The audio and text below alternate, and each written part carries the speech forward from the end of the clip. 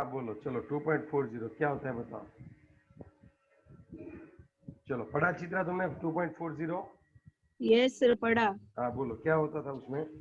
उसमें ऐसा पूछा है कि सर जो थिन मतलब लाइटर आइटम्स की जो फॉइल होती है ना वो उसमें से, और जो हैवियर आइटम की उसमें दोनों में डिफरेंट पूछा है। पर ऐसा होता है कि लाइटर आइटम की जो फॉइल होती है ना वो जो पॉजिटिव चार्ज पार्टिकल्स होते हैं ना वो लिटल से लिटल मतलब छोटे से छोटे पॉजिटिव चार्ज पार्टिकल को अट्रैक्ट कर लेती है और इसकी वजह से वो डिफ्लेक्शन नहीं कर पाती है। बात ये होता और है जिस कि देखो गोल्ड है और एल्यूमिनियम है, तो एल्यूमिनियम में प्लस चार्ज कम होगा, आई बात समझ में। यहाँ पे जितना डिफ्लेक्शन होना चाहिए उतना नहीं होगा, कम होगा। लेकिन अगर गोल्ड है, अगर आपके पास गोल्ड की फॉइल है तब क्या होता होगा आप सोचो। ज्यादा पॉजिटिव डिफ्लेक्शन चार्ज। ज्यादा होगा। यस, वो एक मेन रहता है। फिर दूसरा वो ये मेन तो मैंने राइट डिफ्लेक्शन। बोला ना। हाँ हाँ हाँ हाँ, तो मतलब पॉजिटिव चार्ज है तो उसके सेंटर में जैसे कम प्लस रहता है तो डेविएशन थोड़ा कम रहेगा, इसमें ज़्यादा रहता है। दूसरी चीज़ क्या बताना चाहोगे आप, दूसरी कोई बताना चाहेगा? फिर इसका ऐसा भी निकलता है कि हम जो एल्यूमिनियम और लाइट वेट के जो आइटम्स की थीन फॉइल लेते हैं तो उसमें ना पूरा पीछे का जो हम सीन देखते हैं फ्लोरोसेंट स्क्रीन के ऊपर वो प्रॉपर दिखाई नहीं देता और हमको प्रॉपर एक्सपेरिमेंट हो नहीं पाता, इसलिए हम गोल्ड का बात यह है कि फॉइल। डेविएशन बहुत कम होता है ना, तो प्रॉपर रिजल्ट हम लोग देख नहीं पाते हैं। आपको लगेगा सब स्ट्रेट ही आया, दैट्स ऑल, और कुछ नहीं। एक्यूरेट रिजल्ट नहीं मिलता है ना सर। हाँ दैट्स ऑल। हाँ चलो 2.4 कौन सा है? 2.4। 4-2। चलो 2.42 देखते हैं। चलो an element with a mass of number 81।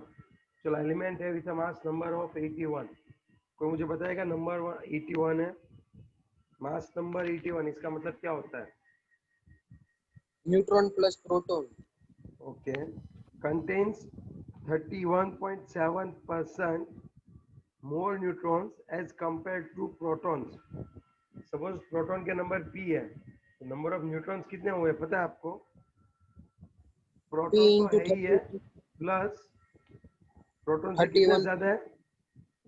31%। 31%। Neutron ज्यादा है 31.7% प्रोटॉन।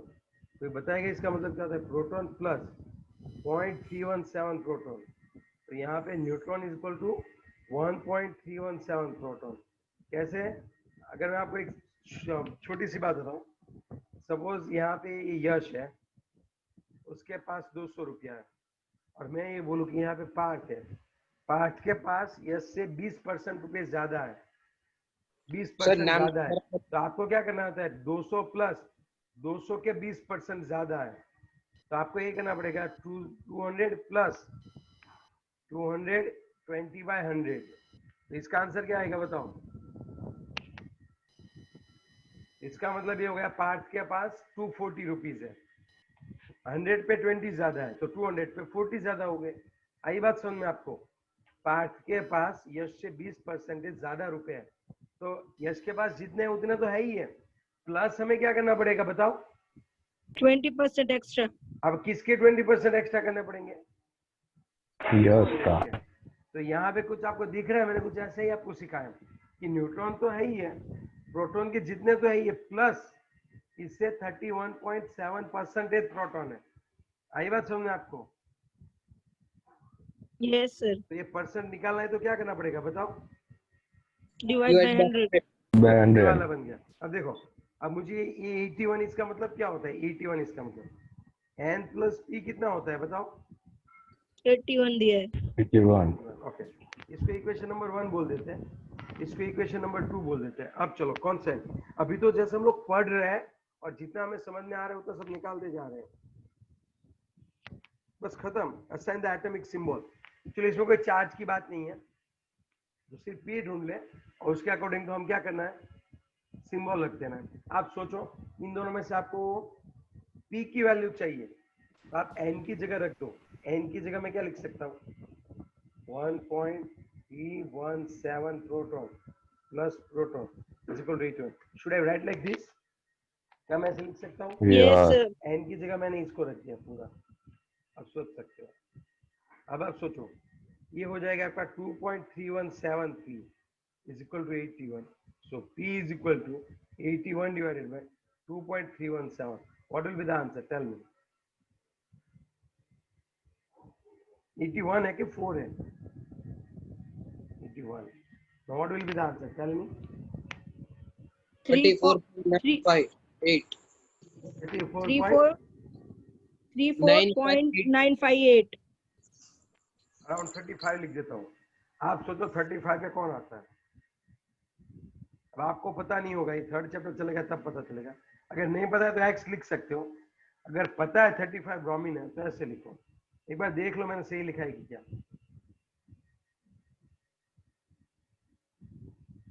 यस सर बराबर है. ऐसे तो आप समझो, क्वेश्चन पूरा 2 बार पढ़े और समझे तब जाके कुछ बात बनने वाली है बच्चों, अदरवाइज कोई बात नहीं बनी. ओके, यस और नो. बात ये बनी कि उन्होंने n+p दिया हुआ है, मास 81 दिया था. फिर उन्होंने क्या बताया पता है आपको? उन्होंने बोला न्यूट्रॉन जो है वो प्रोटॉन से कितने ज्यादा है? 31.7% ज्यादा है. सब कुछ ऐसा निकला. इस n की वैल्यू यहाँ पे रख दी. अब देखो यहाँ पे आप देखो p को भी बना सकते हो और n को भी, लेकिन हमें क्या चाहिए? p चाहिए. इसलिए मैंने कुछ ऐसा जुगाड़ किया कि यहाँ पे n की वैल्यू रख दी. उसमें तो p आएगा ही आएगा, तो उससे हम लोग p फाइंड आउट कर सकते हैं. And just we got answer. Okay, हमें क्या मिल गया बच्चों को? आंसर मिल गया. That's all. P मिल गया. Yes, that's all. चलो 2.43 की बात करते हैं. आ जाओ.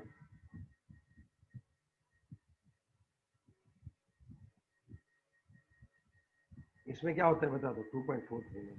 सर हाँ बोलो. आप जो हमारी ये रिकॉर्डिंग यूट्यूब पे रखते हो ना, बाकी की जो है वो भी एक बार रख. बोलो क्या है 2.43?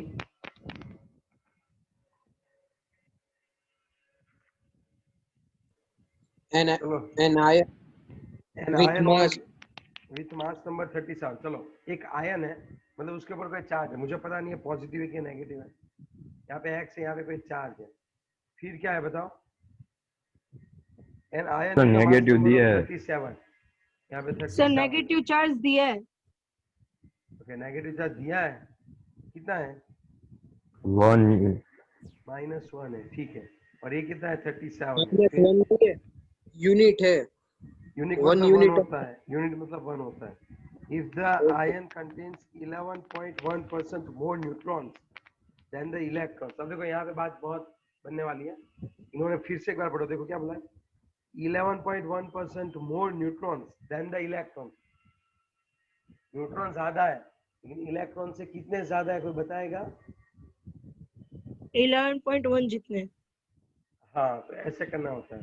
चलो इलेक्ट्रॉन की बात करो. न्यूट्रॉन कितने हैं वो बताओ.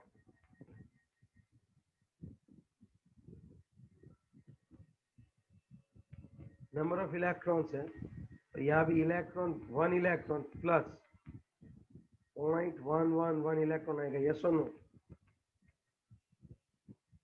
तो इसी तरह से हो सकता है मुझे लगता है. तो आया ना?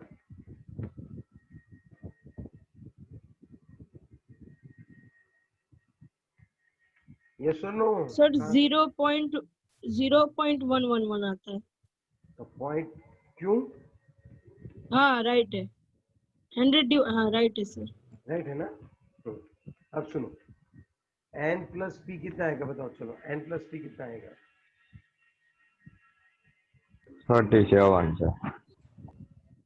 इसको 2 और कर देते हैं. ये कैसे आया ये पता चला आपको? Yes.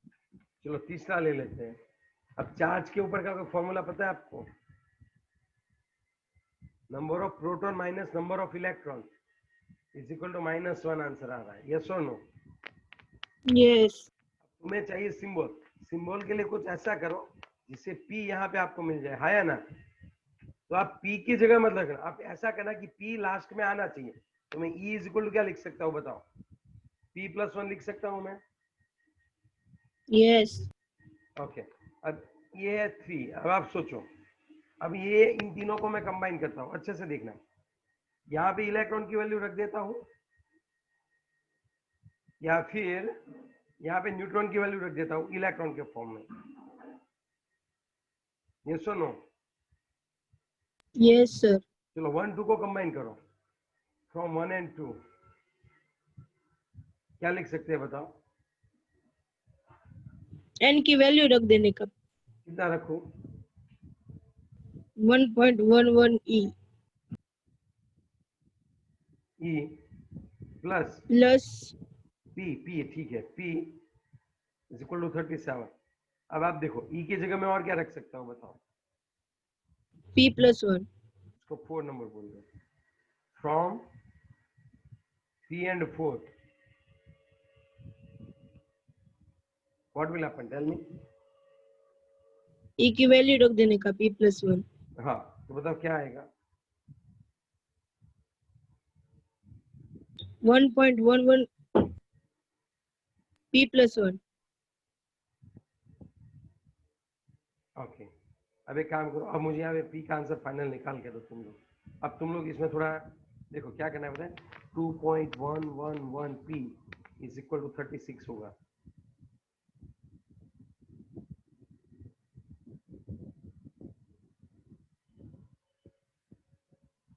To point one one one P is equal to 36 होगा। तो मुझे बताओ पी कितना होगा तुम्हारा?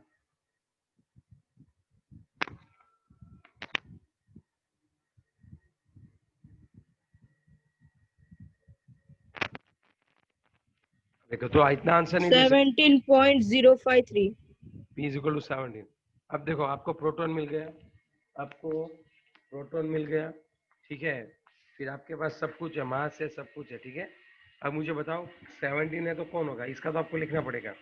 17 मतलब क्लोरीन होता है, calcium, chlorine chlorine chlorine. Chlorine होता है। 17 यहाँ पे रखेंगे, यहाँ पे 37 रखेंगे,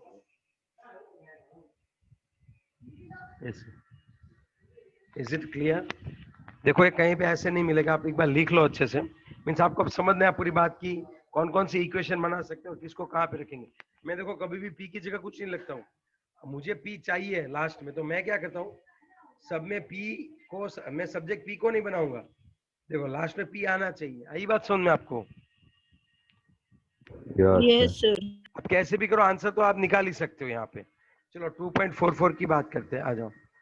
चलो 2.44, चलो सभी टेक्स्ट बुक साथ में लेके बैठेंगे।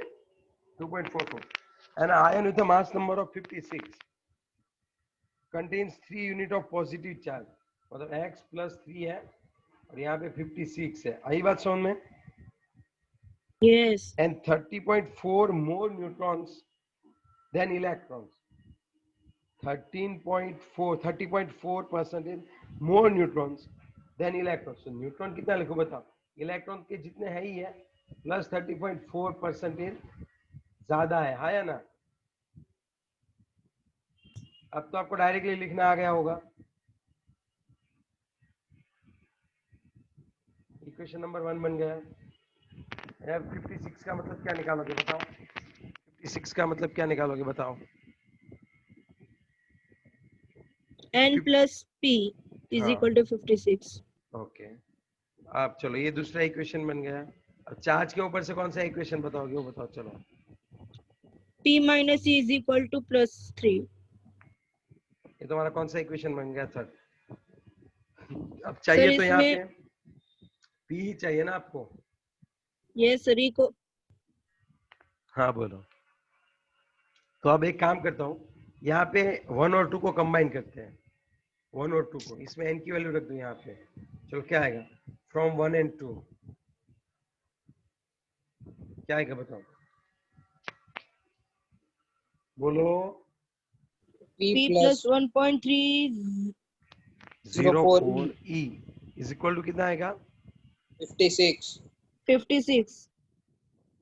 ओके, अब आप थोड़ा सा सोचो, अब ये आपका फोर्थ समझो। अब आपको यहाँ पे E की वैल्यू रखनी है P के फॉर्म में। P minus 3 आएगा. सर ये Yes. थर्ड नंबर का इक्वेशन है ना, उसमें ई को सब्जेक्ट बना देना। Yes very good. तो E को अगर सब्जेक्ट बना देंगे तो ये क्या हो जाएगा? P minus 3 P minus 3। इस इक्वल टू क्या आ जाएगा? 56। अब P 56. प्लस 1.304 P माइनस 3.39012 ऐसा आएगा। देखो तो एक बार, यही आएगा. अब देखो 2.304 p is equal to 56 plus 3.902, answer कितना 912, आंसर कितना आ रहा है देखो तो एक बार, ये सही है ना, ये इंटू 3 करो तो 1.304 इंटू 3 करो, राइट है सर। ओके अब करो चलो 26.0034 पी का कि फिर इसका सबका टोटल का मिला सर के 26 पी आएगा पी अप्रॉक्स। 26 आया, 26.0034 हाँ वो 00 मतलब ये एफ ही है भाई, ये एफ ही है, 26 पे तो मुझे पता है एफ ही रहेगा। हाँ अगर आपको नहीं पता है तो आप एक्स लिख दो कोई बात नहीं है, लेकिन अगर पता है तो ट्राई करो उसको फाइंड आउट करने की, 1 से 30 तक तो लिखना चाहिए आपको, समझे बात। यस ये हो गया आपका पूरा symbolic representation. Now is it clear from your side, yes और नो, हाँ या ना? Yes sir. Yes sir. Okay तो अब हम बात करते हैं 2.45 की।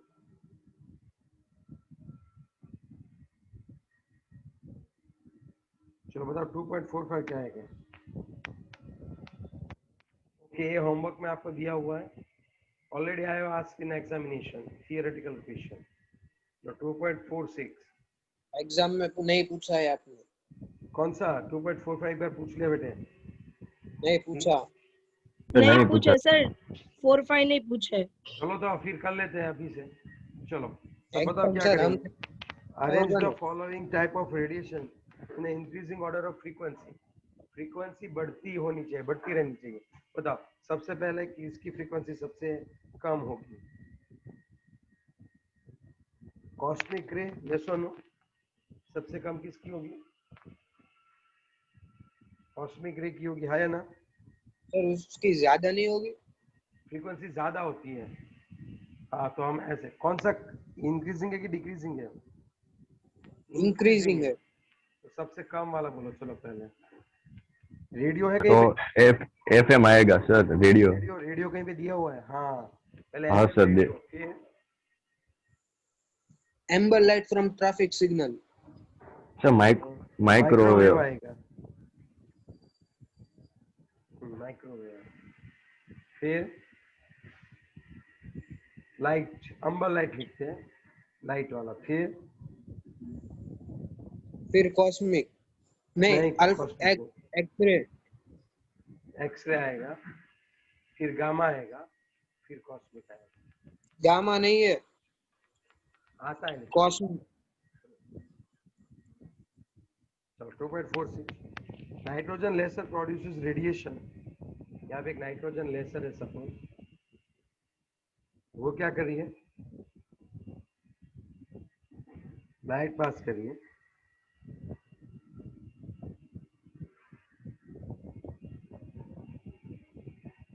Three three 337.1 nanometre, if the number of photon is emitted, चलो नंबर ऑफ फोटोन है n is equal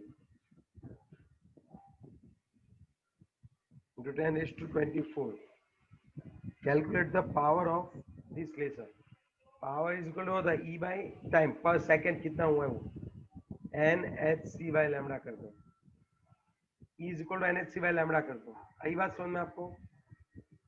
आपको क्या कर सर वो देना है, क्या बोलो बच्चे? अभी जो फॉर्मूला लिखा हो तो मोमेंटम का हुआ था ना। E is equal to NHC by lambda, हो गया तेरा, इतनी एनर्जी, अगर ये पर सेकंड में होते तो इसका हम लोग पावर में कन्वर्ट कर सकते हैं, लेकिन अभी हमें क्या करना है, अभी इसे ई ढूंढना है, E is equal to NHC by lambda, और ये जो है हमारा पावर हो जाएगी, एक्चुअली एनर्जी है, लेकिन हम ये बोलेंगे कि पर यूनिट टाइम इतनी एनर्जी वो रिलीज करते हैं, ठीक है, पर यूनिट टाइम इतनी एनर्जी वो रिलीज करते हैं। चलो अब आगे बढ़ा, चलो नेक्स्ट 2.47, आपको E is equal to NHC by lambda वाला फॉर्मूला रखना है और लिख देना है thus per unit time energy is emitted, like फिर आप इस पे बोल देना कि ये पावर 2.47, नियॉन गैस, चलो बच्चों 2.47 देखते हैं। चलो एक्सरसाइज खुद से करनी होती है, लेकिन मैं आपको हिंट दूंगा, टेंशन मत लो। Neon gas is generally used in the sign board if it emits strongly. देखो यहाँ पे एक साइन बोर्ड होता है, उसमें सपोज ये नियॉन है, नियॉन का बल्ब है, ठीक है, हाँ, वहां से कितनी नैनोमीटर की वेव्स क्रिएट करता है बताओ? 616 नैनोमीटर। ओके ओके, चलो फिर calculate the frequency of emission. Frequency is equal to क्या आएगा बताओ? Frequency is equal to C by C by lambda. lambda। चलो फिर distance travel by this radiation in a 30 second.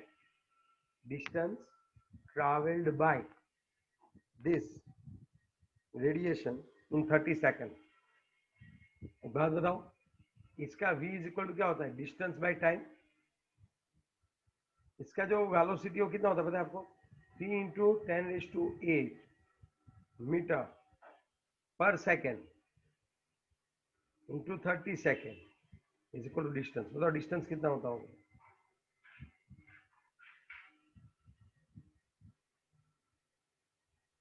Yes और no? Yes. यहाँ पे ये जो होता है, याद रखना ये बात, हर बार इलेक्ट्रोमैग्नेटिक रेडिएशन उसी को बोलते हैं जिसका जो वेलोसिटी है वो कितना हो? 3 into 10⁸ metre per second. Energy of quantum, चलो एनर्जी कैसे ढूंढोगे? E is equal h mu करो, आपको क्या मिल जाएगा? एनर्जी। फिर number of quanta present if it produce 2 joule of energy. तब आप एक काम करो, 2 joule is equal to n, यहाँ पे एच सी बाय लैम्डा तो आपने ढूंढा ही था, ये तो आपको पता ही है, ये वाला। आई बात समझ में? आपको नंबर ऑफ एन मिल जाएंगे। हेलो, एच में तो हाँ क्या बोला? एच सी बाय लैम्डा की जगह पे एच म्यू लगा दे तो चलेगा ना? वही तो बोला हूँ, ये वाला ही है, हाँ वो आपने ढूंढा ही होगा। ओके, सो ये भी आपको इजीली मिल जाएगा। फिर से एक बार, लैम्डा दे रखी थी, सोचो, हिंट ले लो अच्छे से। कल ये सब मैं चेक करूंगा कितना किया है। लैम्डा यहाँ पे दे दी है, फिर देखो फ्रीक्वेंसी ढूंढनी है, तो सी बाय लैम्डा किया तो फ्रीक्वेंसी मिल गई। फिर distance, distance is equal to velocity by velocity is equal to distance by time. So distance is equal to velocity into time आता है। यहाँ पे आपको डिस्टेंस मिल गया। फिर ये बोला एक फोटोन की एनर्जी कितनी होती है? तो एच म्यू होती है। और अगर 2 जूल एनर्जी चाहिए तो कितने नंबर ऑफ फोटॉन चाहिए? तो 2 is equal to n h c by lambda. तो यहाँ से आपको एन मिलेगा। दैट्स ऑल, कैलकुलेशन आपके लिए। चलो 2.48 देखते हैं। यूनिट भूलने नहीं है, और आज के एग्जाम में प्रॉपर तरीके से लिखना है। ऐसे भी लिखना है, शॉर्ट में लिखना है नहीं चलेगा, प्रॉपर तरीके से अच्छे से लिखना है। और आज के एग्जाम में चैप्टर नंबर 2 रहे। चलो, in astronomical observations, signals observed from the distant stars are generally weak.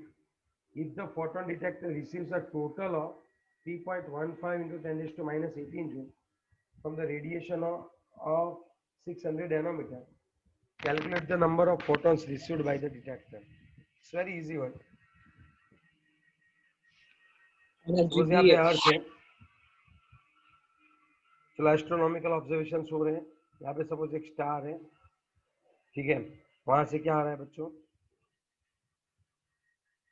Photon detector receives total of, यहाँ से एनर्जी आई और वो एनर्जी थी 3.15 इंटू 10⁻⁸ जूल। और रेडिएशन जो आ रहा था कितने नैनोमीटर का आ रहा था? 600 नैनोमीटर का था। हाँ, कितने फोटोन टकराते होंगे डिटेक्टर ने? बहुत इजी है, बताओ। नंबर ऑफ फोटॉन्स ढूंढने, कैसे ढूंढोगे? E is equal to E n is equal to n into h mu. Mu नहीं इसमें दिया एच सी हुआ, बाय एच बाय लैम्बडा चलो एन को सब्जेक्ट बना दिया। वेरी गुड वो भी आप सर एन को सब्जेक्ट नहीं बना दो। न्यू पर चला जाएगा। एच सी बाय लैम्बडा होता है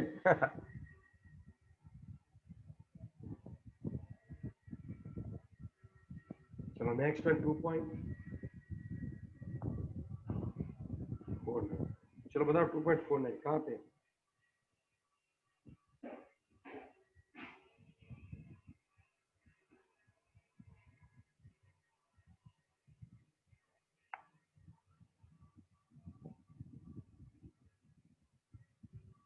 Lifetimes of the molecules in the excited states are often measured by using pulse radiation source of duration merely in the nanosecond.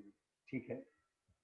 If the radiation source has the duration of 2 nanoseconds, the number of photons emitted during the pulse source is 2.5 into 10 to 15. Calculate the energy of source. समझ आ रही है बात क्या बोल रहे हैं? नहीं ना? Lifetime of molecule in excited states are often measured by using pulse radiation source of duration nearly in the nanosecond है।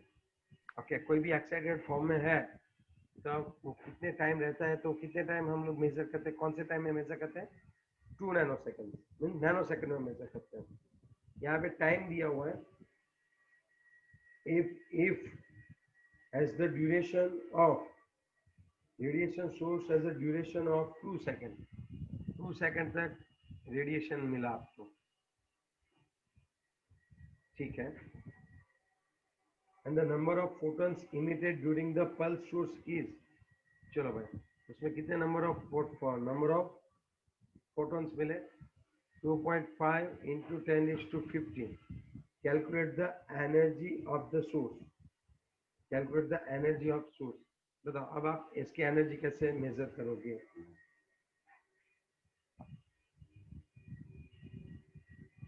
चलो बताओ E इज इक्वल टू क्या लिखूंगा? सर इसमें से म्यू तो मिल जाएगा ना, टाइम दिए है। सेकंड इन्वेस्ट करना पड़ेगा ना। हाँ सर 1 बाय टाइम पीरियड है तो होता है ना। Mu is equal to 1/2.5 second invest लेता हूँ, बहुत ज्यादा हो जाएगा ये, देखता हूँ। सर नैनो सेकंड दिया है। ओ हाँ नैनो सेकंड, सब ठीक है, हो गया। Mu is equal to 1/2 nano second. चलो अब बताओ म्यू कितना आ रहा है? 5 into 10 is to 8 मेरे ख्याल से। Yes yes sir. अब क्या करना है? E is equal to h mu,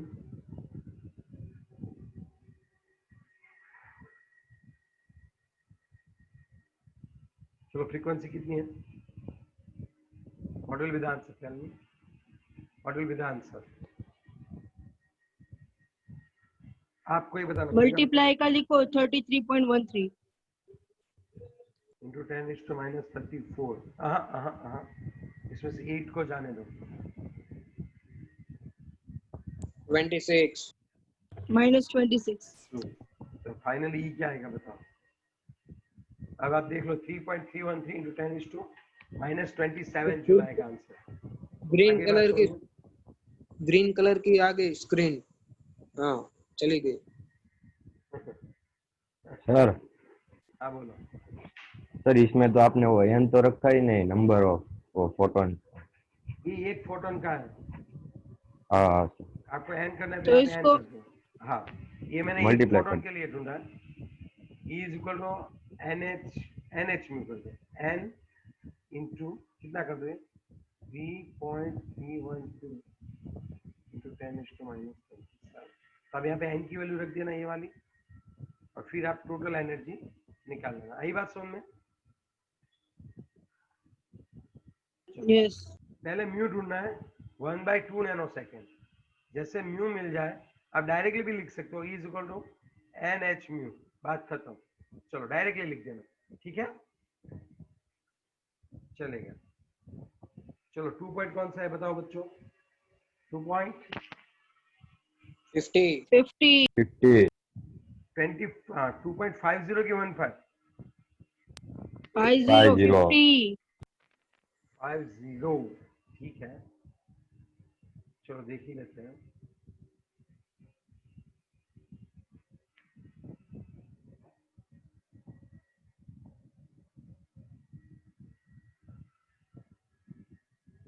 The longest 12 length doublet absorb transition is observed from 589 and 589.6 nanometer. Calculate the frequency of each transition and energy difference between two excited states. चलो भाइयों, the longest 12 length doublet absorption transition is observed at 589 and 589.6 nanometer. Calculate the frequency. Okay, 2 lambda दिया हुआ है आपको in short, एक lambda one कितना दिया हुआ है 589 नैनोमीटर, और लैम्बडा 2 कितना दिया हुआ है बताओ 589.6 नैनोमीटर, हाँ या ना। अब करना क्या है वो Yes. बताओ, चलो अब करना क्या है वो बताओ। तो फ्रीक्वेंसी फाइंड करनी है each Find find transition। Out करनी है। करते हैं, बताओ फ्रीक्वेंसी। तो C by lambda। मिल जाएगी दोनों की। यस। Yes. अब दूसरा क्या फाइंड आउट करना है, एनर्जी डिफरेंस, किसकी एनर्जी ज्यादा होती होगी, लैम्बडा 2 की।